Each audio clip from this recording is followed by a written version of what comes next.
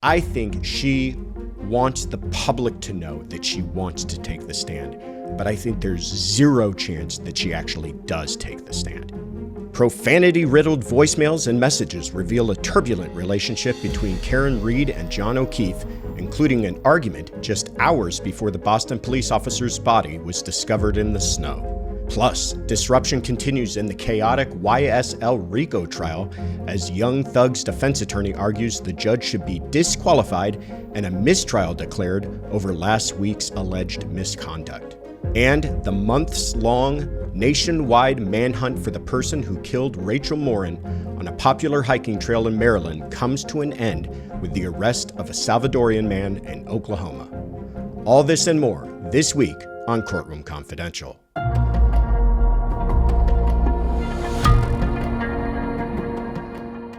It was another action-packed week, a lot for us to dig into. Let's jump right in. First, phone records presented on Monday in the Karen Reed murder trial revealed a turbulent relationship between Reed and her boyfriend, Boston police officer John O'Keefe, including an argument just hours before his body was discovered in the snow.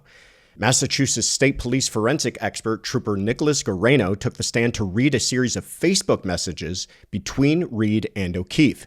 The messages between Reed and O'Keefe included this exchange.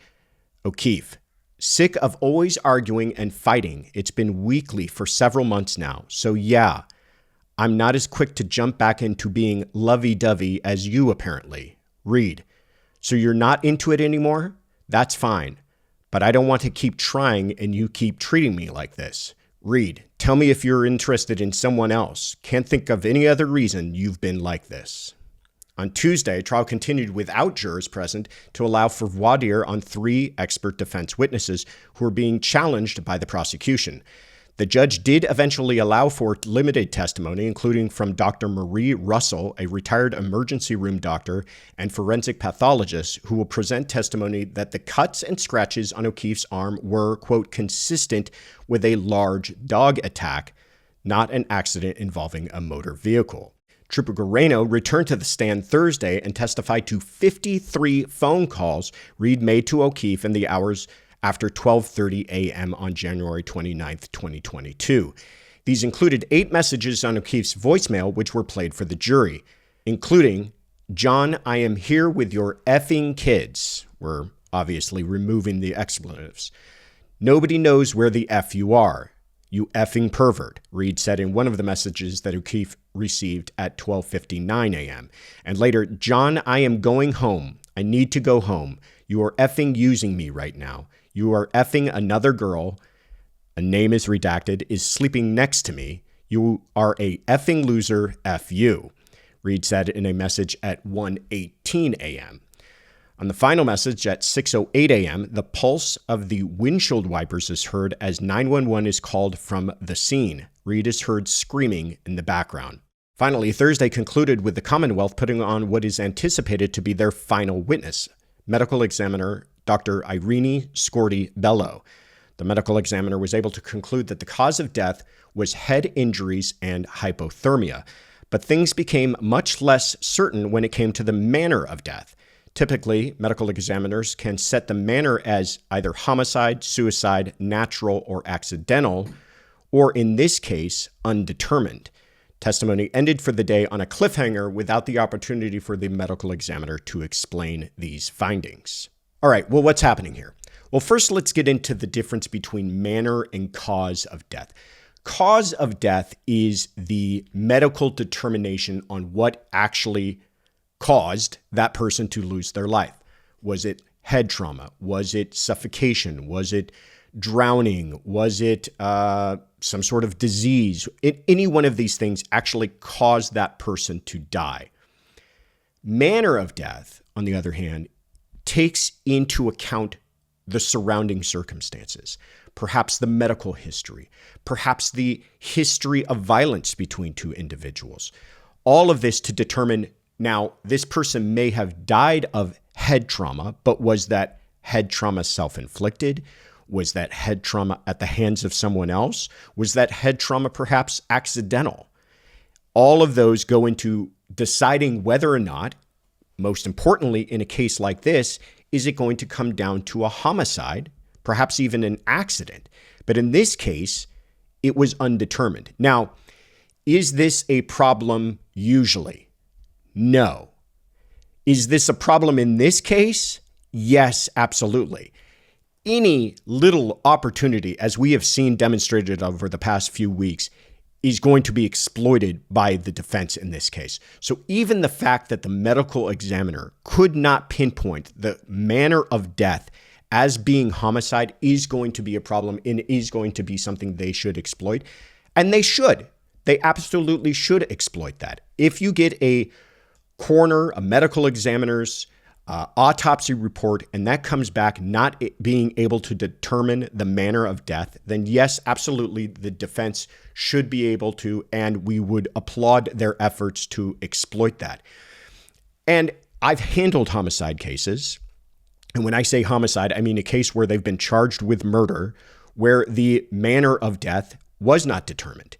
Or it may have been determined at one point to be accidental, and then later on somebody took a look at it when more circumstances, surrounding circumstances were made aware, and we could add that further influence into the findings of the medical examiner. And we were able to and successfully argue to the jury that, in fact, this case that may have appeared to be accidental at first is, in fact, a homicide. The medical examiner in this case is going to argue, I imagine, that just because I wasn't able to place this as a homicide, that should not be determinative or instructive to the jurors' findings in this case, because the surrounding circumstances that she knew of at the time may not have given her all that we understand as we sit here now.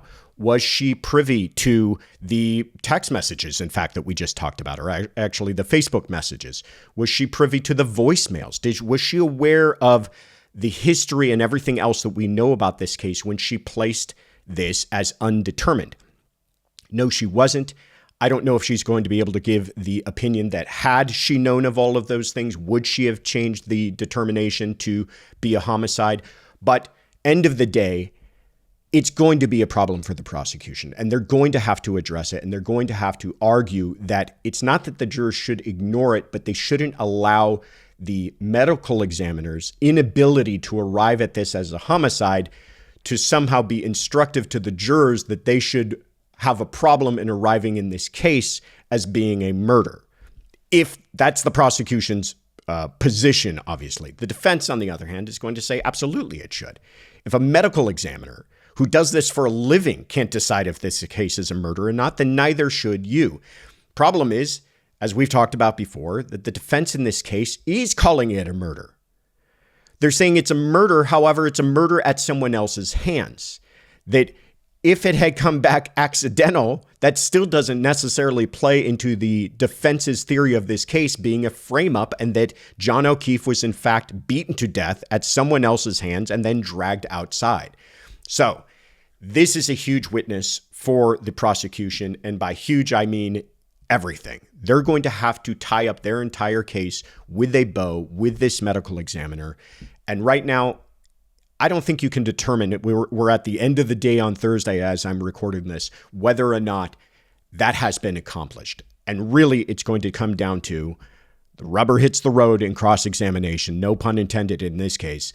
But that's really where we're going to find out if this medical examiner can hold up under the rigors of cross-examination, and whether or not her findings on how John O'Keefe died, and specifically how those injuries ended up on his body, and specifically did those injuries on his arm come from a dog bite or from an auto accident, all of that is still yet to be determined. Next, these Facebook messages and voicemails. I think they certainly proved there was trouble in paradise, right? Perhaps even a motive. Now, this is a thing that you will hear again and again on this channel, that the prosecution may have to prove many, many things, but one thing they don't have to prove is motive. That is true. And when I was a prosecutor, that is something I would absolutely explain to jurors ahead of time. I'm going to prove to you every element of this case.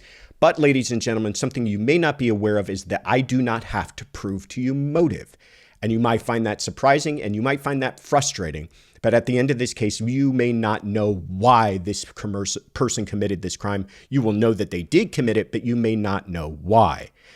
And many times jurors are able to wrap their heads around that because we can't always delve into the motives behind why someone does something awful. And that's not upon the people to have to prove that, the prosecution to have to show what was inside of that person's mind. You do have to show intent, that they intended to commit the crime, but not why they intended to commit the crime. But do you have to show motive in a case like this? Again, I think, yes, you do. I think the prosecution, the Commonwealth, would be making a huge mistake if they went into this thinking they don't have to give the jurors something to hang their hats on as far as motive goes. And I think they're starting to lay the groundwork for that in these voicemails. They're uncomfortable for Reid to have to sit through and listen to again in front of a jury. She's obviously very upset. She's using expletives. She's mad at him. Is she mad enough to have done something awful to him? Perhaps. And that's the argument that the prosecution is going to have to make. But I actually wonder if these are more helpful to the defense. And here's why. She's asking the question, where are you? These messages are not, you deserve everything you got. I hope you die.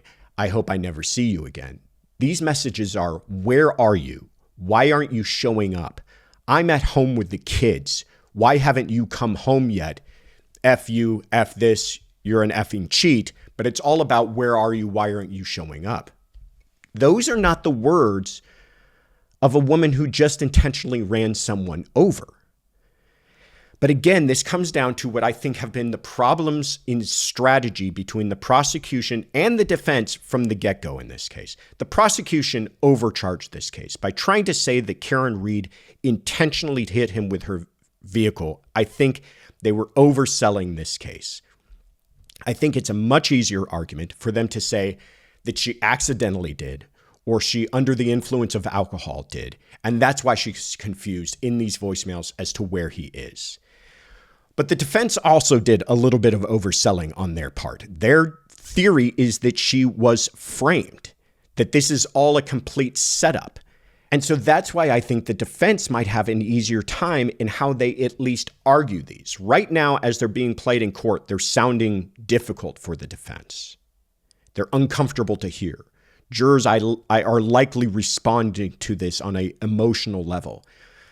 But if they can argue that she is in those messages saying, I don't know where you are because last I knew, I dropped you off, that might play into their theory of the case.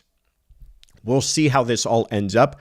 Obviously, I'm trying my best to remain objective in this whole thing, but I wonder if these voicemails had the impact that the prosecution actually intended. Lastly, Reid made some very interesting comments about this case in a kind of impromptu press conference outside of court this week.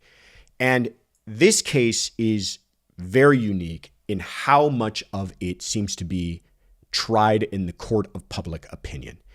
Usually, you hear very little from a criminal defendant as their trial is going on. Usually, you don't have the kind of media circus surrounding a case like this that isn't involving a celebrity or sports figure. So with the amount of public attention, with the amount of media scrutiny, and with the amount of engagement that Reid and her attorneys have had in speaking to the media, it was very telling to me for a couple of reasons, the statements that she made. She was asked whether or not she was going to testify, and her words were, whatever the lawyers say I need to do, I'll do, and I'm willing to go either way. Okay. Kind of non-committal. But then she was asked whether or not she would take the stand, and she said, or whether or not she thought about taking the stand, and she said, I have. I'd like to fill in some holes and correct some lies, but it's up to the attorneys, and they'll make the call probably at the 11th hour, and I'm there or not there. I defer to them. She continued, I'm an outspoken person, and I've never been able to speak up for myself and my defense except when it matters the most. I've got to rely on them and their expertise, and I'll defer to the attorneys. I think this was a completely planned statement.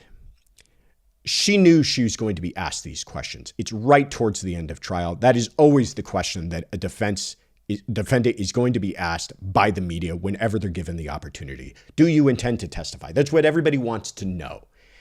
And this answer to me seemed a little too thought out and a little too prepared for my liking to think that it was just extemporaneous. I think she wants the public to know that she wants to take the stand, but I think there's zero chance that she actually does take the stand. This idea of I want to fill in some holes and correct some lies that have been heard in the public, that is answering to the public. She's saying, I want to correct some things for all of you folks outside of the courtroom. That's why I really want to take the stand.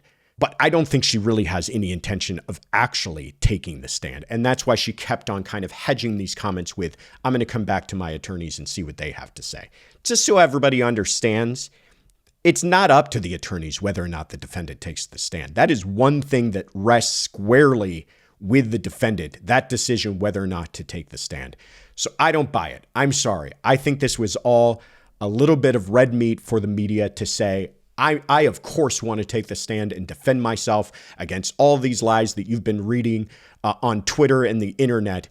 And I'm proud to do it. And I've never backed down from a fight. And I'm going to go ahead and defend myself, but I'll defer to my attorneys. I'm sorry to disappoint everyone, but I don't think we're ever going to be hearing from Karen Reed swearing an oath and taking the stand in this case. All right, moving on. Things have come nowhere close to calming down after last week's chaos and the YSL RICO trial. This week, Young Thug's defense attorney Brian Steele argued the judge should be disqualified from the case and a mistrial declared over alleged misconduct.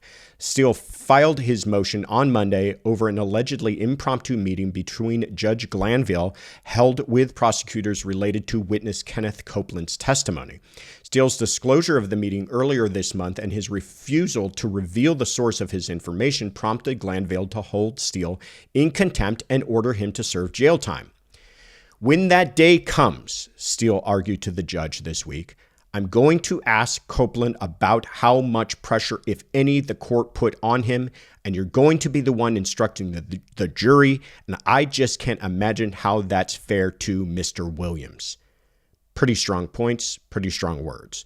Glanville then summarily denied both requests for recusal and mistrial.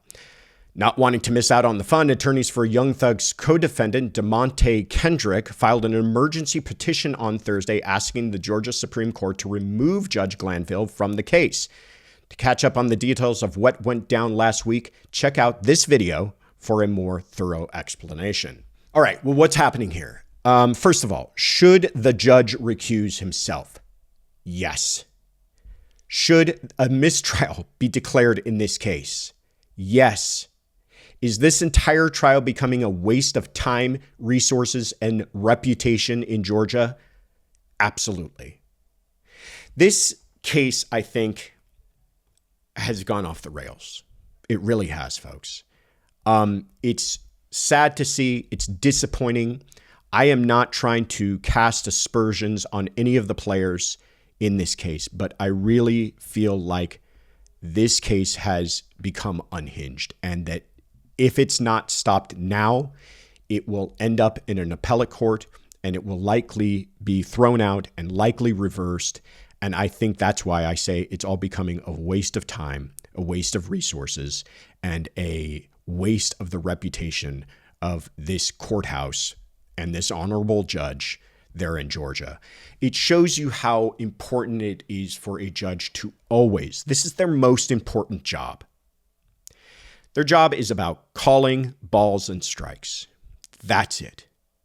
They have to remain neutral, objective, uninvolved in a case. This is what happens when you see a judge become embroiled in a case. That's a term you hear often when they're talking about judge misconduct, that they became embroiled in the case. That's a fancy way of saying they started to make it personal. They started to see themselves as one of the players in this trial rather than an umpire, rather than simply calling balls and strikes. And I think that's what's happened here with the judge. And again, He may be a very fine judge, but he is no longer just a person on the sidelines deciding the rules and what comes in as evidence and what doesn't, and how to fairly see this case to the finish line. This judge has made himself a participant in this case, whether he likes it or not at this point, because now you've got an issue where the judge became a witness now to what is taking place.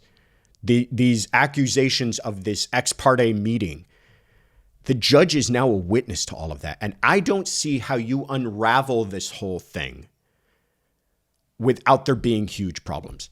Does that mean we're going to go to verdict on this? Sure.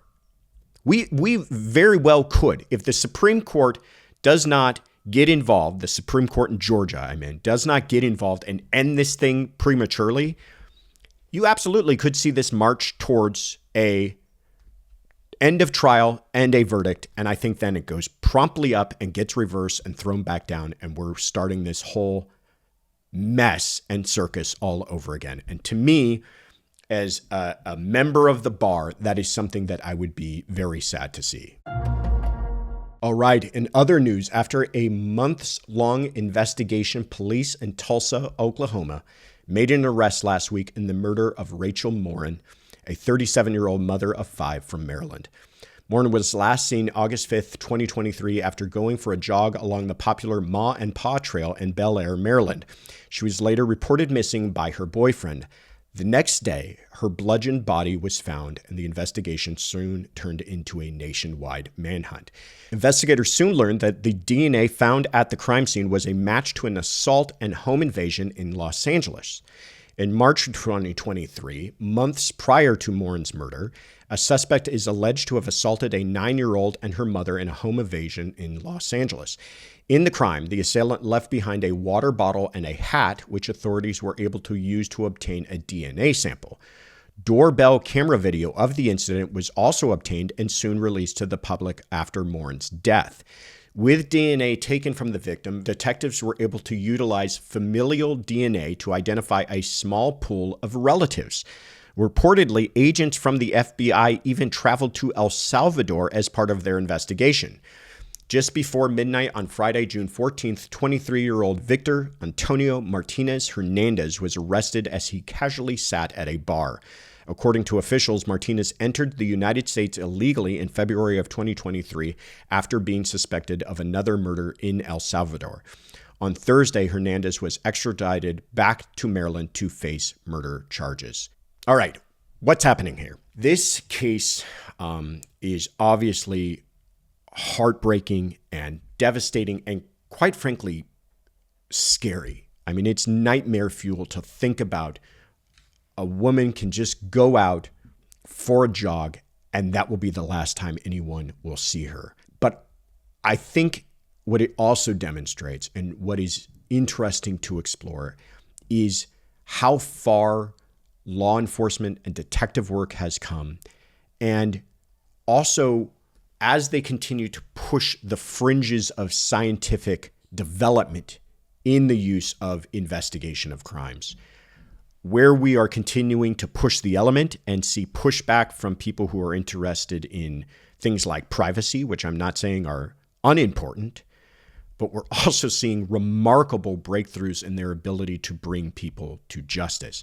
And this is this idea of familial DNA. And this was something that has been around for a while, but was really not talked about all that much or used all that much until recently. And there's been a couple of cases that we've heard about this used in. Aside from this case, we'd heard about it used in the Kohberger case in Idaho. We've even heard it talked about and used in the Heuermann case out of New York. But it's this use of what's called investigative genetic genealogy, or IgG.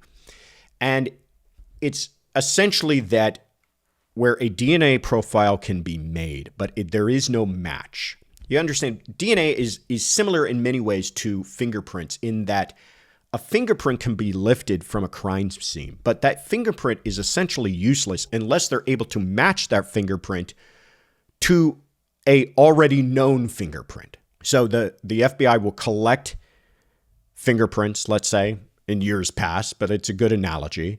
And they ran those fingerprints through their system. And if there was a fingerprint in the system, they could say, oh, we have a match. Otherwise, they would have to go out and take fingerprint samples from everyone that they thought were a suspect or from people that they knew not to be involved and they wanted to exclude them as being the one who is the perpetrator of their crime, the suspect. And the same thing is essentially happening with DNA. You can get a DNA hit and you have a profile, but if that's not in the system, all that you have then is a profile. In this case, they had a profile and they knew that it matched another incident. They were able to match it to another case in Los Angeles, but again, not to a known profile. So now we have a situation where we know a person committed a crime in Maryland. They're also believed to have committed a crime in Los Angeles, but we don't know who that person is. But familial DNA allows them to go beyond just that profile and go, okay, well, who might this profile be related to? Who are partial matches? Who has a percentage of this profile that we can believe that they are somehow a relative, a mother, father, brother, cousin of this person? And in this case, it sounds like they were able to employ that and trace this person back to a profile that they believe originated out of El Salvador.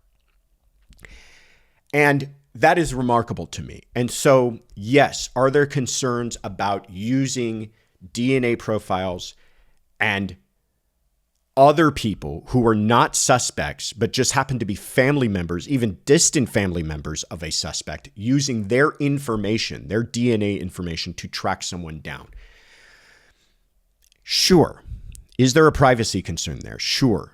When you are giving someone a DNA sample for a very innocent reason, many people are on these genealogy websites, 23andMe, where they're trying to figure out just where did their ancestors come from.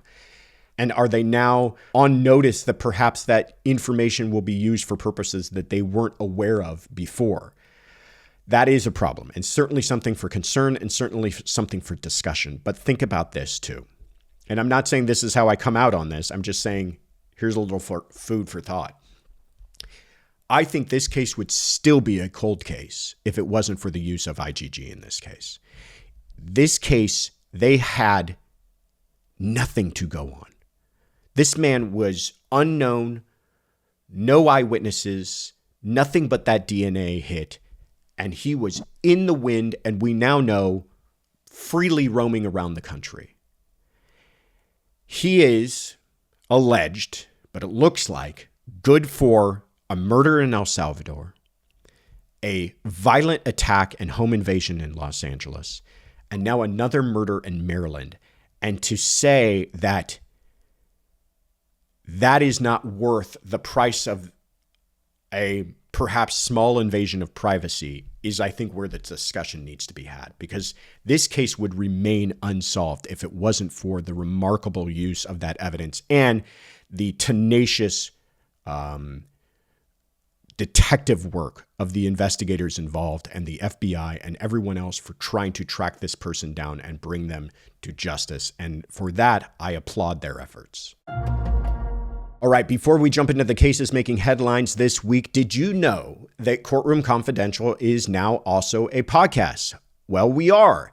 Check us out on Apple Podcasts, Spotify, Amazon Music, or wherever you get your podcasts. I only ask this one very small favor. If you are able, please leave us a rating or a glowing review. It is hugely valuable to building awareness for our growing Courtroom Confidential community.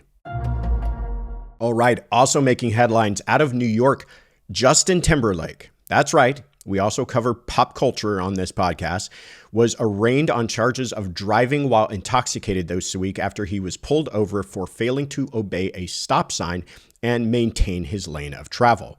According to the criminal complaint, Timberlake told police officers at the time of arrest, "I had one martini and I followed my friends home." The report says the pop star failed to walk heel to toe or stand on one leg without using his arms for balance in his field sobriety test. He also allegedly refused to take a chemical impairment test. Timberlake has pled not guilty to the charges and is due back in court on July 26.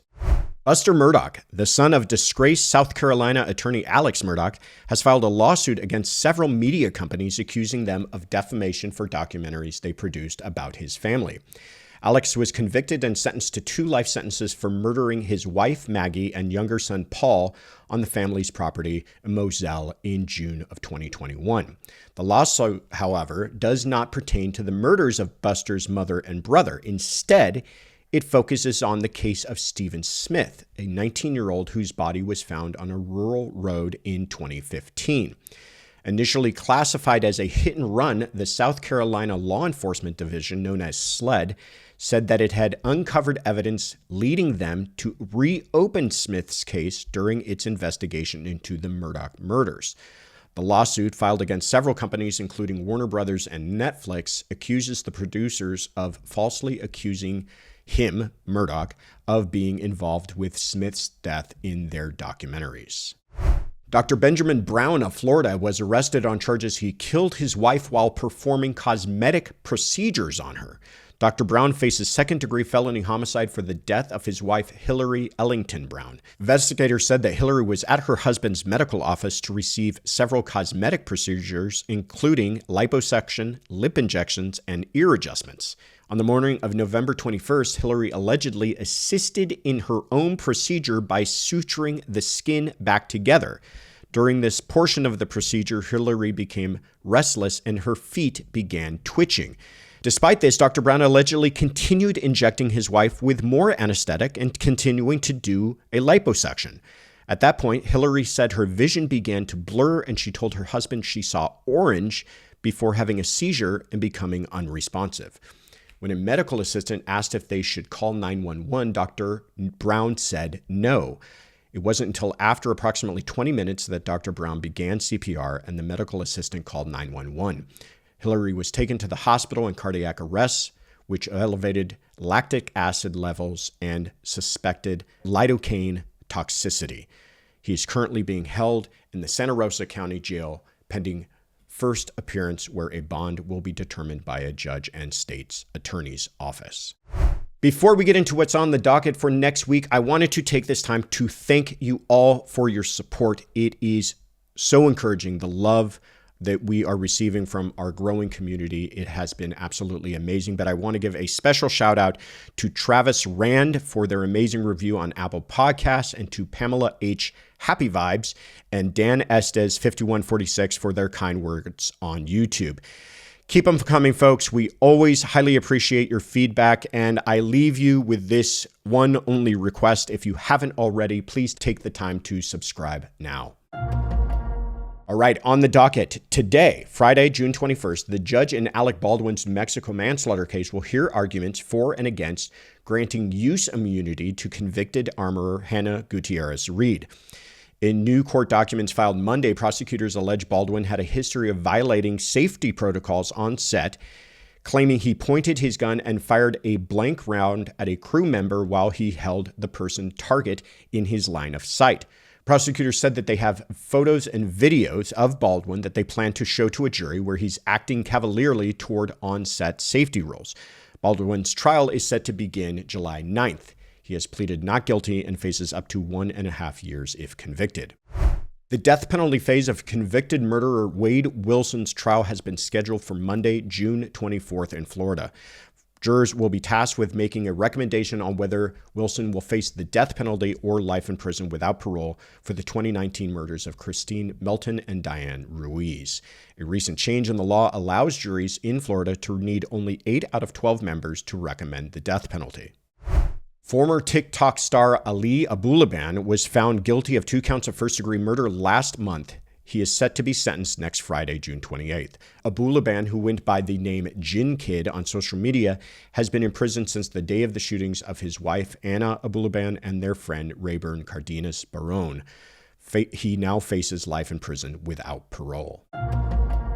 All right, that is it for us this week, folks. I am your host, Joshua Ritter. You can find me on all social media at Joshua Ritter ESQ or at joshuaritter.com. Thank you again for joining me. Have a great weekend. I will see you next week for another episode of Courtroom Confidential.